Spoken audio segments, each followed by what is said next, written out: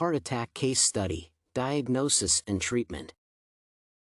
Initial differential diagnoses. According to Miguel's symptoms and complaints, he was likely to have heart problems such as heart attacks. Taking into consideration the type of pain that he had, we can also suggest that he had a cardiac neurosis. What is more, it could be intercostal neuralgia that is also characterized by severe pain in the lower chest. Pathophysiology. As for the heart attack, it usually occurs when the blood flow to the heart is blocked. As a result, the heart muscle dies because of a low blood supply. The second disease, cardiac neurosis, occurs due to malfunctioning of the nervous system. The severe pain in the chest usually appears after some serious emotional upset.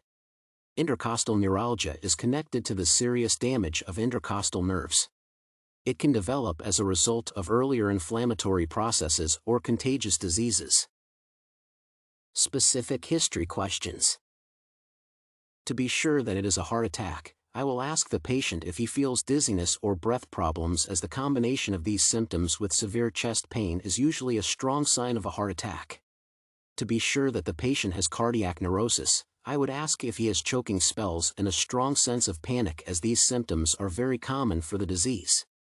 To make sure that he suffers from intercostal neuralgia, I will ask him if his pain becomes stronger when he moves and if he has paresthesia. These symptoms usually indicate nerve damage. Specific components of the physical exam. Heart attack. Examine skin coverage, if there is a cold sweat, if the patient has gummy ankles and rapid pulse. Cardiac neurosis.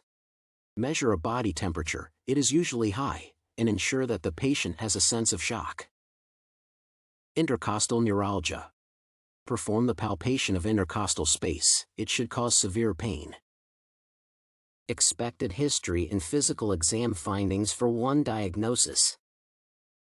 History and physical exam findings predictive of a heart attack involve assessment of risk factors including smoking, diabetes, or family history of the disease. It is also necessary to find out that the patient has had episodes of chest pain before, breath shortness, and chest discomfort. Diagnostic studies. To rule out the chosen diagnosis, I would use an ECG to find signs of current or previous heart attacks. I would also conduct a blood test to find out if there is an increased amount of proteins in the blood. When the heart muscle dies, they are released into the blood. Medication.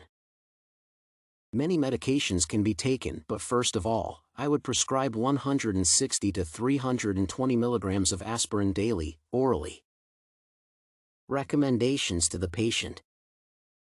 First of all, at least 1 week after the heart attack the patient should be kept in the hospital, as there is a danger of complications. Then, I will explain to the patient that he has to be on a diet. He should not eat food rich in calories, farinaceous dishes, and very salty food. What is more, I will recommend he walk slowly about 20 minutes a day and visit a doctor regularly. Besides, I will provide him with all the necessary information concerning the disease so that he will be able to get essential help in case of further heart attacks.